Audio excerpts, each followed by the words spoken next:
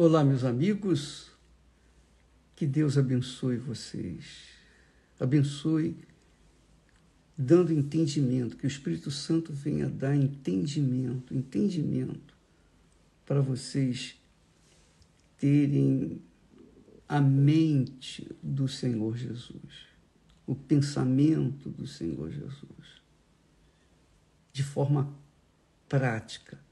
Não apenas você tomar conhecimento ou obter informações bíblicas, mas que você venha obter informações práticas, informações que venham ser aplicadas na sua vida. Só quando o Espírito Santo vem, isso é capaz de ser feito.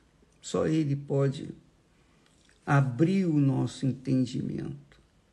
Ontem nós estávamos falando sobre o que Jesus disse. Ele disse: quem quiser vir após mim, negue-se a si mesmo. Negue-se a si mesmo. Tome a sua cruz e siga-me. Mas primeiro tem que negar-se a si mesmo. Você que está me assistindo neste momento, amiga e amigo, você quer o selo do Espírito Santo. Você quer ser carimbada pelo próprio Deus. Mas você não quer negar a si mesma. Não pode. Ninguém pode chupar cana e assoviar ao mesmo tempo. Não se faz omelete sem quebrar os ovos. Assim também, uma vida nova, cheia do Espírito Santo, não é possível enquanto permanecer a velha natureza, a velha criatura, os desejos antigos, ou mesmo novos que não têm nada a ver com as coisas de Deus. Então, para que você possa concretizar o seu sonho de ter o Espírito Santo, você tem que se quebrantar.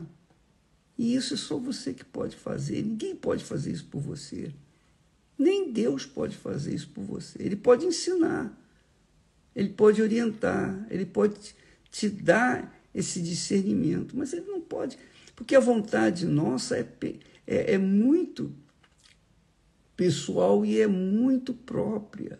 É o livre-arbítrio que Deus nos dá. Deus dá o livre-arbítrio. E somos nós que temos que decidir. Não tem jeito.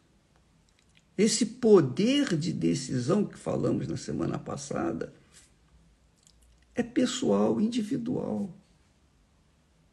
Por mais que você ore pelas pessoas aflitas, feridas, cansadas, mas se elas não tomam decisão que tem que tomar,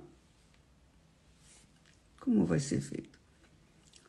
Eu estava aqui imaginando ou pensando e meditando na época de Jesus. Diz o texto sagrado que percorria Jesus todas as cidades e aldeias, ensinando nas sinagogas. Veja que ele primeiro ensinava, que é o que nós estamos tentando fazer. Claro, nem vai se comparar, nem posso me comparar com o meu Senhor, mas nós estamos dando aquilo que Ele nos tem dado. Nós estamos procurando dar aquilo que Deus nos tem dado. Então, ele ia ensinando nas sinagogas, pregando o evangelho do reino de Deus, as boas novas do reino de Deus, não do reino deste mundo. Ele não pregava esperança, não pregava esperança para as coisas desse mundo, ele pregava a fé no reino de Deus, não no reino deste mundo, curando todas as enfermidades e moléstias entre o povo. E vendo as multidões, olha só, vendo Jesus as multidões, teve grande compaixão delas. Você sabe que o texto sagrado não existe assim exageros. O que está ali escrito. É sim, sim, não, não. Quando o texto sagrado fala em grande compaixão delas, como é que você pode mensurar essa grandeza? Como? Somente quando você também, movido por uma compaixão pelas pessoas perdidas, você coloca toda a sua vida. Toda a sua vida. Você entrega a sua vida. Você se rende. Oh, meu Deus, seja feita a tua vontade. Seja feita a tua vontade. Porque enquanto cada um de nós viver neste mundo, nós temos chance de salvar ou de levar ao conhecimento o reino de Deus para as pessoas. Depois que a gente passa para a eternidade, já era. Então, outros têm que ocupar o nosso lugar. Então, ele diz o texto que Jesus teve grande compaixão das ovelhas perdidas. Porque ele diz aqui, porque elas andavam cansadas e desgarradas. Eram ovelhas perdidas, como falamos anteontem. Ovelhas perdidas, ele diz aqui, elas estavam cansadas e desgarradas, como ovelhas que não têm pastor. Imagine o eterno Pai vendo o seu sofrimento, a sua dor, a sua angústia, a sua doença, seus problemas familiares, seus problemas sentimentais, vendo a sua depressão. O que ele pode fazer? O que ele pode fazer, ele já fez. Quando morreu na cruz e carregou sobre si, ele levou sobre o seu corpo o que você tem aí agora. É isso mesmo. Você está me assistindo nesse momento e pensa assim, Deus não sabe do que eu tenho passado. Você não conhece a Deus, não tem nem ideia do que seja o Deus Pai de nosso Senhor Jesus Cristo. Não tem nem ideia. Porque Ele, na sua infinita misericórdia, compaixão, no seu infinito amor prático, não amor sentimento, mas amor prático, Ele deu o seu Filho. Ele abriu mão do seu único Filho, Jesus, para que Ele pudesse vir ao mundo, encarnar neste mundo e carregar toda a maldição que as pessoas do mundo inteiro, tanto desde Adão e Eva até o último homem desta terra, até tudo acabar. Ele agarrou todo o sofrimento, o seu sofrimento. Você que está passando, está gemendo, ele agarrou o seu sofrimento sobre o corpo dele. O sofrimento do seu pai, do seu avô, da sua avó, do seu bisavô, dos nossos antepassados. Ele agarrou tudo. Tudo que não presta, todas as maldições descritas na lei, ele carregou sobre si. As maldições passadas, presentes e futuras. Ele agarrou sobre o seu corpo. E gemendo, ele foi para o Calvário. ele deu a vida dele para poder ter a sua vida. Ele deu a alma dele para obter a sua alma, para salvar a sua alma. Então não venha com essa conversa mole de dizer que Deus não sabe o que você tem passado. Ele passou infinitamente, muito mais do que você possa imaginar, infinitamente. Mas, para que os benefícios da cruz, do sacrifício de Jesus, possam se materializar em nós, nós temos que concordar com ele. Não concordar, eu quero. Não, não é isso. Concordar quer dizer, o Senhor morreu por mim, então eu também morro por ti. Sabe aquela história de Romeu e Julieta? Você conhece essa história? Pois bem, eram duas famílias, os pais de Romeu e Julieta, eram duas famílias que se odiavam. Tinham grandes problemas. Então, eles não queriam permitir de jeito nenhum que os seus filhos se casassem. Mas Romeu e Julieta se apaixonaram, de tal ponto, a tal ponto, de tal forma, que ela, para não casar com o outro que o pai queria, ela se fingiu de morta. Ou foi dado a ela um remédio para ela ficar dormindo por algumas horas, para fingir-se morta para não casar. Se não me engano, é essa a história. E quando Romeu soube dessa história, soube que ela estava aguardando por ele, e foi lá e viu que ela estava morta, pensou que ela estivesse morta, sabe o que ele fez? Ele se suicidou, ele se matou. Quando ele se matou, aí ela acordou. Ela acordou e viu que ele se matou pensando que ela tinha morrido. O que ela fez? Ela se matou também. Então, amiga e amigo, com Deus é assim. Eu penso que essa história de Shakespeare é uma história, é um espelho do que Deus fez no Calvário.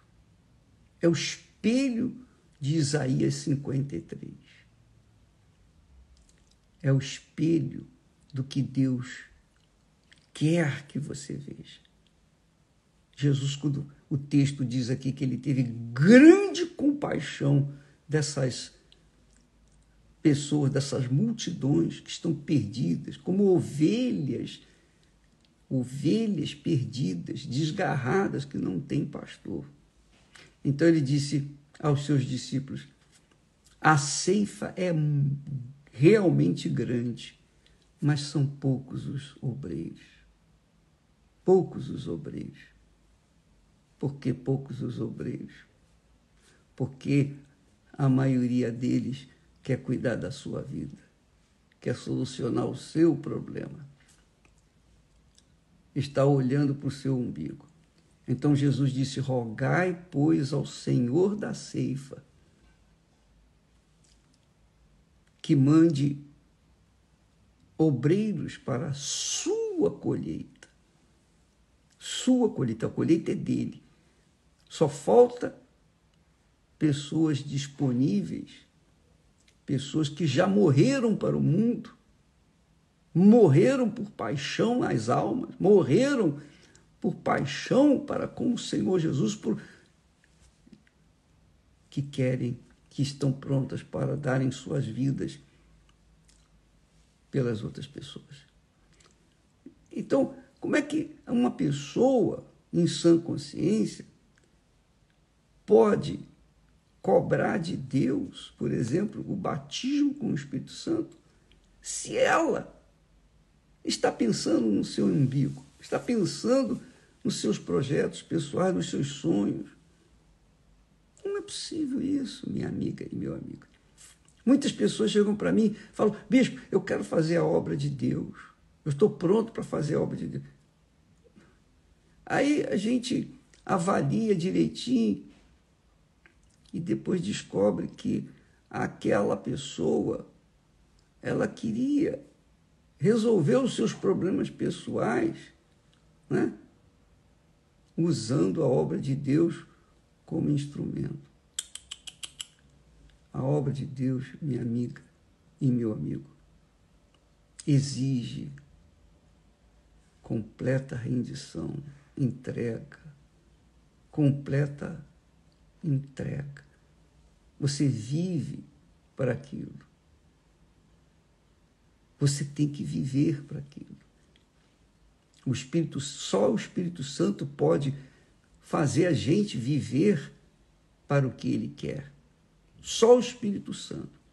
Mas antes dele vir usar os seus servos para fazer a vontade dele, ele avalia o servo. Se o servo tiver uma intenção má, ele não vai. Por que o Espírito Santo? Por que Jesus, que é o batizador, Jesus é quem batiza com o Espírito Santo? Como é que Jesus vai batizar com o Espírito Santo uma pessoa que está pensando no seu umbigo, que quer o Espírito Santo para tomar posse, conquistar o seu lugar ao sol neste mundo? Não vai acontecer isso nunca. Vai perder seu tempo. O jejum de Daniel é para você abrir mão, por exemplo, abrir mão dos pensamentos desse mundo. Começa agora dia 11, domingo agora. E é uma escolha bem proposital, porque digamos que o Brasil vá até a final. A final do Brasil vai ser no dia 18, ou se ele for para a final. A final da Copa do Mundo vai ser dia 18. Então, nós vamos estar no meio do jejum de Daniel. E aí você vai ver realmente quem é quem. Quem verdadeiramente morreu para esse mundo e quem está meio morto para este mundo, que são os zumbis dentro da casa de Israel, perdidos da casa de Israel. Então, amiga e amigo, se você quer receber o Espírito Santo, se você quer ganhar almas, se você quer servir a Deus, se você quer ser instrumento de Deus, então você tem que morrer para este mundo, morrer para as suas paixões, para os seus desejos, cobiças. Você tem que fazer exatamente o que Jesus disse. Quem não nascer da água, quer dizer, vai nascer da água. Quando a pessoa é batizada nas águas, ela é sepultada, o pastor sepulta aquela criatura dentro da água, para que quando ela saia da água, venha começar a viver em novidade de vida. Novidade de vida. E aí sim, o Espírito Santo vem. Porque, na verdade, o certo seria isso.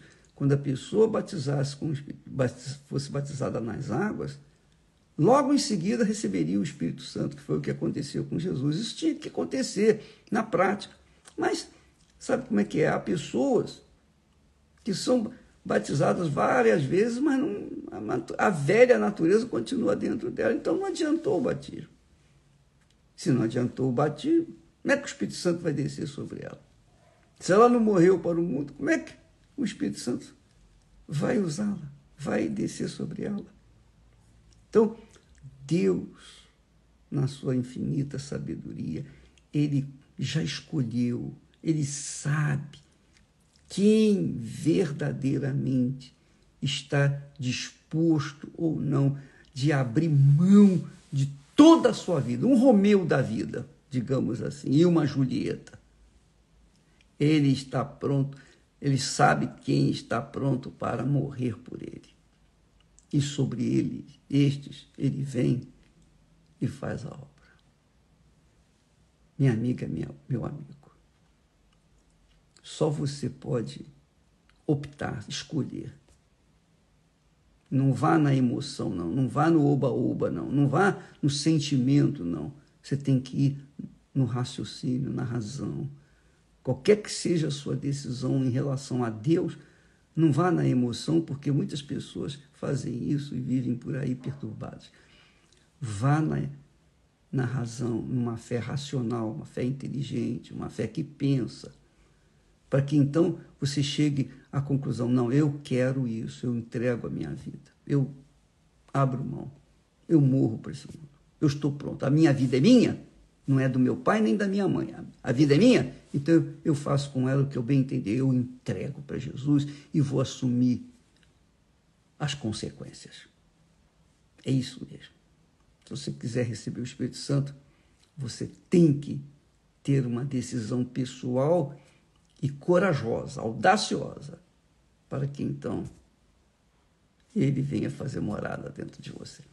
Bem, não se esqueça, domingo agora nós começamos o jejum de Daniel, jejum de informações seculares, completamente.